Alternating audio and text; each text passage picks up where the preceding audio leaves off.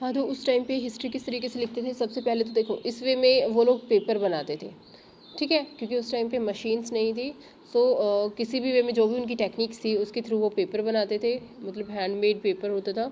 After that they write something on that paper, whatever they want to inscribe, और sorry inscription जो है वो metal और stone पे होता है।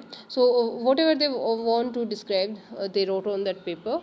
एंड आफ्टर दैट जो भी जैसे हम हाईलाइट करते हैं ना, हाईलाइटर हमारी क्लास में होता है, हम लोग जैसे जब भी हम पढ़ाते तो आपस में जो मेन पॉइंट्स होते हैं हम क्या करते हैं, उनको हाईलाइटर से अंडरलाइन कर लेते हैं या पेंसिल से अंडरलाइन कर लेते हैं। बट उस टाइम पे जो अंडरलाइन करना होता था तो वो क्या करते थे, उसमें देखो जो गोल्ड होता था ना, गोल्ड को मेल्ट करते थे और उनके थ्रू उसको किसी पेन में रिफिल में डाल के या फिर किसी तरीके से मतलब हाईलाइट करने के लिए वो क्या करते थे, गोल्ड का यूज़ करते थे। और उसके बाद में ये है कि बाद में किस तरीके से वो कवर भी करना होता है ना बुक्स को, तो वो इस तरीके से बुक्स को कवर करके बाद में फाइनल उसको कर देते थे। तो सबसे मेन चीज़ ये है कि देखो कि इसमें जो सबसे डिफरेंट तुम देखोगे कि हाथ से पेपर बना रहे थे, और दूसरी चीज़ कि वो लोग गोल्ड के जो है चीज़ों को उसको हाईलाइट करने के लिए यूज़ कर रहे थे। अब है एक सर्कल ऑफ जस्टिस इसमें इम्पोर्टेंट है। एक चीज़ यहाँ डिस्कस करना इम्पोर्टेंट होगा, जो ऑथर ऑफ तारीख जो तारीख जो लिखते थे यानी कि हिस्ट्री जो लिखते थे उस टाइम पे, वो कौन कौन थे, वो बहुत ही लर्न पर्सन होते थे, स्कॉलर पर्सन होते थे। वो सेक्रेटरीज हो सकते थे, एडमिनिस्ट्रेटर भी होते थे, पोइट भी होते थे और कॉर्टियर्स भी होते थे। जो क्या करते थे, वो दोनों काम करते थे, क्या, recounted event and advised ruler on governance.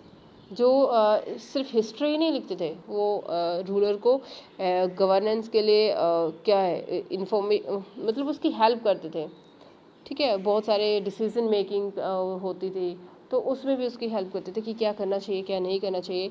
Emphasising the importance of justice rule, यानी कि जिससे कि वो एक बहुत अच्छे से वो रूल कर सके किंग, ये था।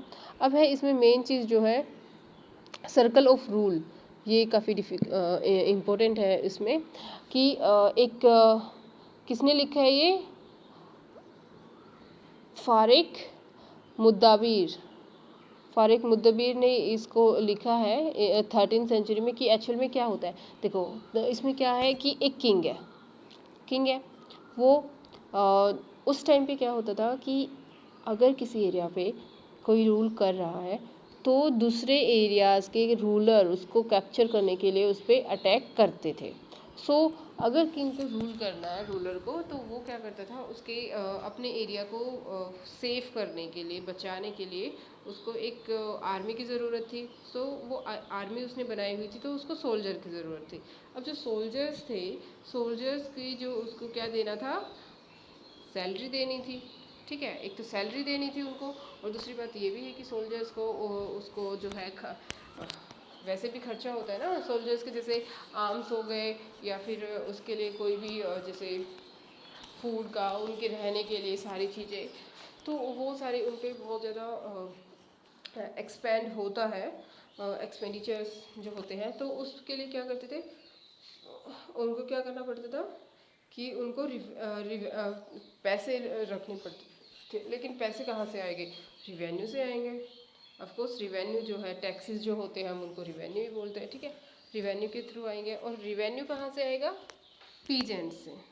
उस टाइम पे फैक्ट्रीज तो होती नहीं थी, इंडस्ट्रीज तो थी नहीं कि भी इंडस्ट्रीज के जितने भी है, जैसे आज के टाइम पे अंबानी है या फिर टाटा बिरला है, ये तो थे नहीं, है ना। उस टाइम पे जितने भी लोगों का काम क्या था, पीजेंट्स। सो यहाँ पे सिर्फ एक ही वर्ड यूज़ किया है, पीजेंट। और पीजेंट क्या करते थे, रिवेन्यू देते थे। और रिवेन्यू देते थे, वे कब देंगे रिवेन्यू, अगर मान लो कोई पीजेंट है, अगर उसकी क्रॉप प्रोडक्शन उसका हुआ है, ठीक है, अगर उसके पास होगा तभी वो देगा ना। अगर उसका प्रोडक्शन होगा ही नहीं तो वो किस तरीके से दे सकता है, कहाँ से देगा। तो इसका मतलब ये है कि जो पीजेंट्स है प्रीसियस और हैप्पी होने चाहिए, यानी कि उनके वहाँ पे प्रोडक्शन होना चाहिए। प्रीसियस और हैप्पी का मतलब यही है। और दूसरा जो वहाँ पे रूल कर रहा है रूलर, वो भी उनको ऐसा लगना चाहिए कि हाँ वो जस्टिफाई कर रहा है हर चीज़ को, ठीक है। और जब वो हैप्पी होते हैं तो this happens when the king promotes justice and honest governance. और इसके थ्रू क्या करता है, जो है सारा का सारा रिवेन्यू से जो है सैलरी किन को मिलेगी, सोल्जर्स को, ठीक है। और जब पीजेंट्स खुश होंगे, हैप्पी होंगे, प्रोस्पेरस होंगे, तो वो क्या होंगे, अपने रूलर को भी जो है वो है फेवर करेंगे। और जो रूलर है उसको अपने लिए क्या चाहिए, सोल्जर चाहिए, सोल्जर को क्या चाहिए, पैसे चाहिए, पैसे कहाँ से आएंगे, पीजेंट को अच्छे से रहने के लिए जिससे कोई भी उस पर कैप्चर ना करे, किंग चाहिए जिससे आराम से वो रह सके, फिर किंग को वही तो यानी कि एक सर्कल है, ठीक है। इसने क्या बोल दिया, इसी को सर्कल ऑफ जस्टिस बोला है। किसने बोला है, ये